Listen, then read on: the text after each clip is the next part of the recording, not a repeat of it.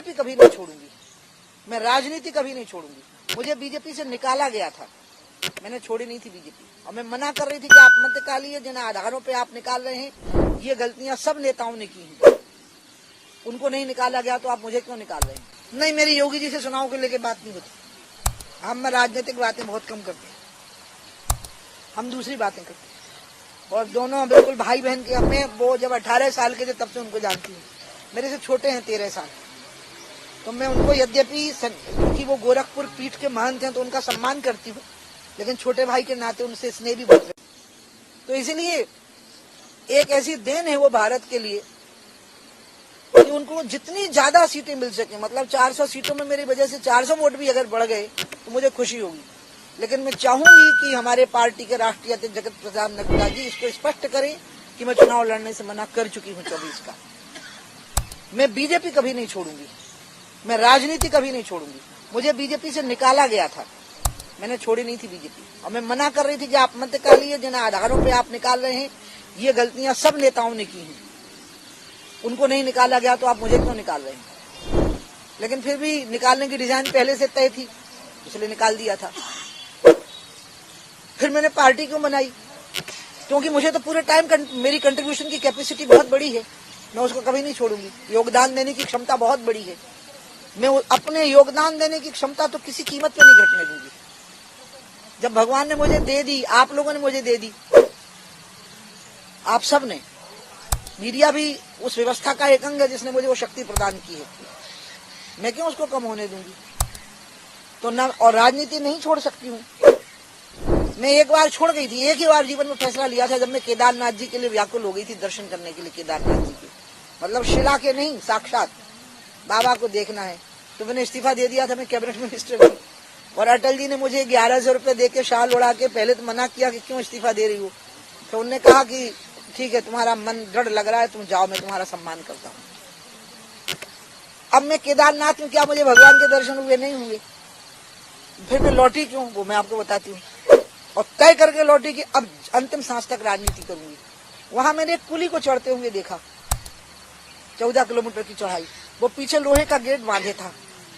तो मैंने वहां के जो निर्माण में लगे हुए लोग थे, मैंने उनको कहा कि इसकी पीठ पे इतना बड़ा लोहे का गेट क्यों बांधा, खच्चर पे क्यों नहीं लाए, खच्चर भी तो है यहाँ। तो बोले खच्चर की पीठ ऐसे होती है तो टूट सकती है इतने वजन से, तो कम वजन उठाएगा खच्चर चढ़ाई पे, लेकिन आदमी की पीठ सीधी होती है, तो ऐसे ही इसकी पीठ पे बंद। मैंने कहा तो कहीं बैठ भी नहीं पाया होगा। बोले नहीं, ये खड़े खड़े ही अपने मतलब निवृत्ति भी किया होगा, एक दो जगह पे लघु शंका वगैरह गया होगा, खड़े खड़े ही खाया होगा, पानी पिया होगा, और ये करीब 8-10 घंटे में यहाँ पहुंच गया।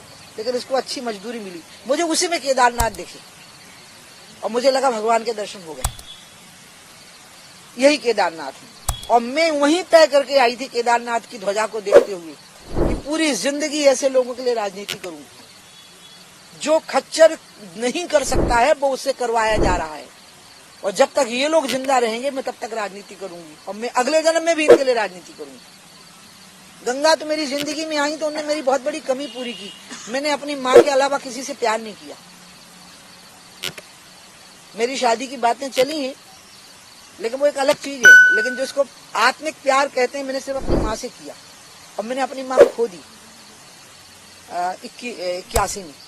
मुझे गंगा में माँ मिली फिर, और मुझे जो माँ से सुकून मिलना था वो गंगा से मिला। और गंगा कहीं महादेव से जुड़ी है, केदार बाबा से, क्योंकि मंदाकिनी उसमें आके मिलती है।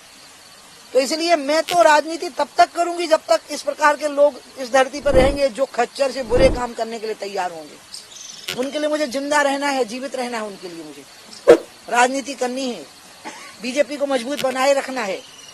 तो मैं बीजेपी के अलावा और किसी प्लेटफॉर्म पर राजनीति कर नहीं सकती हूँ। मैंने अलग पार्टी बनाई तो उस समय पर भी मैंने विचारधारा नहीं छोड़ी, तो मैंने बीजेपी नहीं छोड़ी थी। मैं बीजेपी के प्रांगण से बाहर हुई थी, लेकिन मैं बीजेपी के विचारधारा से बाहर नहीं हुई थी, बल्कि मैं तो बीजेपी की एक ऐसी धारा थी कि मैं गंगा की सबसे निर्मल पावन धारा थी, मेरी अपनी पार्टी। उनने कहा, उसमें मोदी जी का भी विशेष योगदान था मुझे बीजेपी में वापस लाने का, क्योंकि नितिन गडकरी, मेरे को यही नहीं पता था कि मैं इतनी बड़ी नेता हूं कि मेरा इतना बड़ा विरोध होगा। क्या भोपाल और क्या दिल्ली सब एकजुट थे कि उमा भारती को बीजेपी में नहीं आने देना। सब नहीं, लेकिन हाँ जो माइटी लोग थे, वो महत्वपूर्ण लोग, ताकतवर लोग, उस समय पर नितिन जी को अंदाज ही नहीं था कि उमा भारती को बीजेपी में आने का निमंत्रण देना यानी बहुत बड़ी आफत को बुलावा दे देना। उस समय पूरा मोदी जी ने उनका साथ दिया कि नहीं, आप उमा बहन को लो, और जो इस्तीफा देने की धमकियां देते हैं उनके इस्तीफे भी ले लेना, कोई नहीं देगा, खाली धमकियां दे रहे हैं, गिदड़ बकरियां हैं। तो मुझे तो मोदी जी स्वयं बीजेपी में सपोर्ट, नितिन जी का सपोर्ट करते हुए ले आए हैं। मेरे मन में कभी उनके प्रति ना अश्रद्धा हो सकती है, ना अनादर हो सकता है, ना आक्रोश हो सकता है। मैं बीजेपी में बहुत खुश हूँ। मुझे स्टार प्रचारक घोषित करने की जरूरत नहीं पड़ती, मैं अपने आप को सुपरस्टार मानती हूँ, लोगों का सुपरस्टार। और गंगा जी मेरी माँ है, और केदारनाथ में उस मजदूर को देख के तय कर आई थी कि राजनीति करूंगी ऐसे लोगों के लिए। तो इसलिए मेरा आप सबसे आग्रह है, आप सब मेरे परिवार के लोग हो, मैं गंगा का काम ठीक से कर सकूं तो इस विषय को आप ठीक से प्रस्तुत कर दीजिए। जगत जी से मैंने अभी आग्रह किया है, चिट्ठी भेजी उनको, पहले संतोष जी के द्वारा, संगठन मंत्री जी के द्वारा आग्रह करवाया, फिर परसों उनको मेल किया कि आप घोषित क्यों नहीं करते हैं कि मैं मना कर चुकी हूँ, मुझे नहीं लड़ना, राजनीति करूंगी, बीजेपी में रहूंगी, राजनीति करूंगी, लेकिन चुनाव नहीं लड़ना ये वाला, गंगा जी का काम करना है 2 साल, अपने आप को झोंक देना है बिल्कुल। तो यही निवेदन मुझे आप लोगों से करना है, क्योंकि आपका मुझे सहयोग मिल जाता है। और मैंने तय किया था मैं अपने घर पे ही बोलूंगी। मैं दिल्ली में भी प्रेस कर सकती थी, मुझे प्रेस ढूंढ रहा था दिल्ली में, लेकिन मैंने तय किया था कि नहीं, हम अपने घर पे बैठ के अपने घर के लोगों से बात करेंगे। जी मेरा हो गया। हो सकता है करें, मेरी नड्डा जी से नहीं हुई, मेरी तो संतोष जी, हमारे यहाँ जो परंपरा है कि हम संगठन मंत्री को कन्वे करते हैं, तो मैंने संगठन मंत्री हमारे लिए बहुत महत्वपूर्ण होता है, बल्कि अध्यक्ष से ज्यादा, तो हमने संतोष जी को कन्वे किया, बीएल संतोष जी को, कि आप सबको कर दीजिए, क्योंकि वो सबको कर देते हैं। और उसके पहले मैंने जिसको किया वो तो बहुत महत्वपूर्ण व्यक्ति है, और मैंने उस सरकार और संगठन दोनों का सहयोग भी मांगा है इन 2 सालों में गंगा कार्य के लिए। 2019 से 2024 में नाम लगातार कहती हैं। हाँ, मैं कहती रही, मैं 2024 की 20 जनवरी तक कहती रही, 21 जनवरी की शाम को मैं अयोध्या में कह रही थी कि हाँ मैं लड़ूंगी, और सीटों पे वो 22 को वो आप थे नहीं क्या जब मैंने बोला है, वहीं बैठे बैठे रामलला के सामने बैठे बैठे मुझे लगा कि मेरे अंदर कमी थी कि मैं गंगा का कार्य ठीक से पूरा नहीं कर पाई। अशोक सिंघल जी ने जो दृढ़ता दिखाई मुझे वही दिखानी है। उस दिन भी किसी से मैं नाम नहीं लूंगी, क्योंकि वो अन्य संगठन के महत्वपूर्ण पदाधिकारी थे, तो 2-3 सीटों पर मुझसे बात कर रहे थे, यूपी की, मध्य प्रदेश की नहीं, उसमें मध्य प्रदेश की कोई सीट नहीं थी, यूपी की थी, और झांसी नहीं थी, वो सीटें झांसी नहीं थी, तब भी बात चल रही थी मेरी। लेकिन जिनसे मेरी चल रही थी वो बीजेपी के व्यक्ति नहीं थे, लेकिन बीजेपी उनकी बात मानती है वाले पोजीशन के व्यक्ति थे। तो मैं लखनऊ से जब चली हूँ तो ये तय हुआ कि मैं लौट के आऊंगी और रात को उनके पास बैठ के तय करूंगी कि क्या करना है, और अचानक वहाँ सब कुछ बदल गया अयोध्या में। ऐसे ही होता है, मेरी राजनीति भी ऐसी ही हुई थी शुरू, जो मैंने 84 में शुरू की थी, ऐसी ही एक घटना अन्याय की हो गई थी जिसके कारण शुरू हुई थी।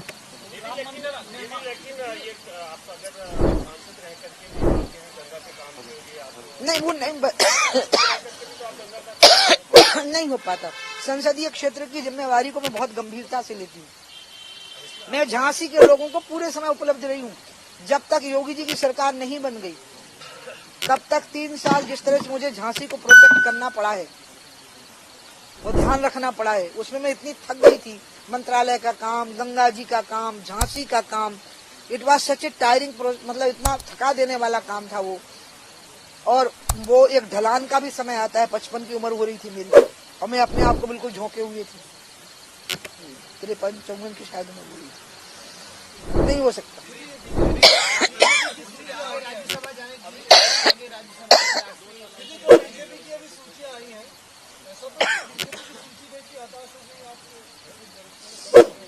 मैंने जब बीएल संतोष से बात की है ना, तो सूची आई ही नहीं थी। मैं 24 तारीख को मिली बीएल संतोष,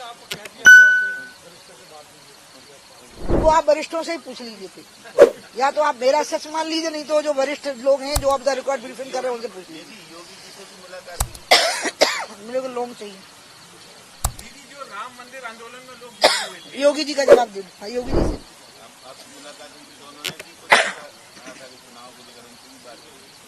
नहीं, मेरी योगी जी से चुनाव को लेकर बात नहीं होती। हम राजनीतिक बातें बहुत कम करते हैं, हम दूसरी बातें करते हैं। और दोनों बिल्कुल भाई बहन के। हमें वो जब 18 साल के थे तब से उनको जानती हूँ, मेरे से छोटे हैं 13 साल। तो मैं उनको यद्यपि चूंकि वो गोरखपुर पीठ के महंत हैं तो उनका सम्मान करती हूँ, लेकिन छोटे भाई के नाते उनसे स्नेह भी बहुत रखती हूँ।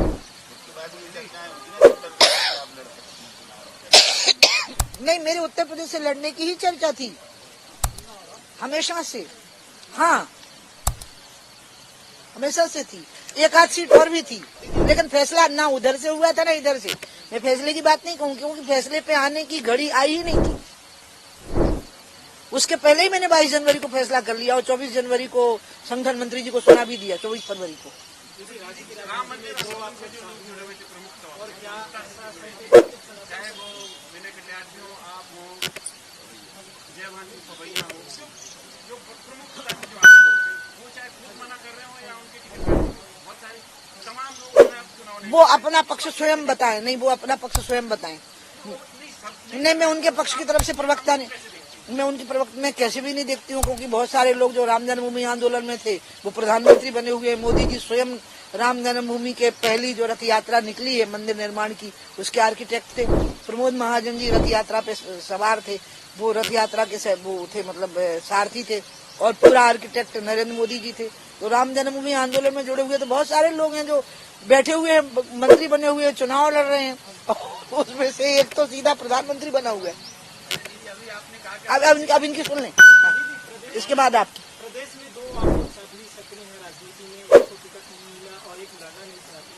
क्या अब पार्टी को सनातन का झंडा कांग्रेस के मुकाबले की जरूरत नहीं है? क्या छिंदवाड़ा में अभी भी चांस है कि कोई साथी है सनातन का झंडा? सनातन का झंडा आप लोग फैला रहे हो, भारतवंशी फैला रहे हैं, स्त्री पुरुष फैला रहे हैं, गंगा में स्नान करने वाले लोगों की भीड़ फैला रही है, रामलला के दर्शन के लिए भीड़ बंदी नहीं हो रही है। सनातन का झंडा, हम भगवान नहीं है कि हमारी वजह से सनातन का झंडा फहरा रहा हो। अगर हम ऐसा सोच लेंगे तो हमसे बड़ा मूर्ख और कोई नहीं होगा। सनातन का झंडा जब हम लोग पैदा नहीं हुए थे तब भी फहरा रहा था। जब औरंगजेब चोटियां और जनेऊ काट रहा था तभी करोड़ों कंठों में चोटियां और जनेऊ थे। इसलिए कोई दावा न कर दे कि मेरी वजह से सनातन का झंडा फहरा रहा है, फिर तो वो टिटहरी के जैसा हो जाएगा जो सोचती है मेरी टांगों पे आसमान टिका हुआ है। मैं तो बीच में हूँ, नाव चला रही हूँ, इसलिए किनारे पर करने। प्रज्ञा दीदी की जहाँ तक बात है, प्रज्ञा दीदी ने बहुत बड़ी कुर्बानी दी है हम लोगों के लिए, जेल में बहुत यातनाएं झेली हैं। आज अगर हम में से बहुत सारे लोग जेल में नहीं हैं तो उसका कारण प्रज्ञा दीदी है। उनको बहुत टॉर्चर किया गया था कि वो 2-4 नाम ले दें, जिसमें से एक नाम मेरा भी था और भी कुछ अन्य संगठनों के वरिष्ठ, बहुत बड़े वरिष्ठ महापुरुषों के नाम थे कि इनके नाम ले दो कि ये सब भगवा आतंकवाद की रचना कर रहे हैं, जिसके दिग्विजय सिंह सबसे बड़े वकील थे भारत के, कि एक भगवा आतंकवाद पैदा हो रहा है देश के अंदर। तो कल्पना, उनको ना एक इल्यूजन हो गया था और उस इल्यूजन को वो सत्यता में बदलना चाहते थे। यहाँ कहाँ भगवा आतंकवाद करने की जरूरत है? कहाँ हुआ? शिलान्यास हुआ तो क्या हुआ? सुप्रीम कोर्ट का निर्णय हुआ तो क्या हुआ?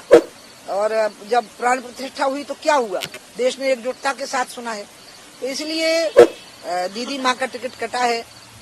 दीदी माँ बोल रही थी तो वो सुन भी रही थी। मैं उनको दीदी माँ कहती हूँ, वो आई भी मुझसे छोटी, लेकिन उनको चरण छूती हूँ, क्योंकि उनने बहुत, आप समझ नहीं सकते साहब, उस महिला ने बहुत कष्ट उठाए हैं। तो मैं तो उनको ये कहूंगी कि वो हम सबको क्षमा करें। हर खबर पाइए सीधा अपने मोबाइल पर।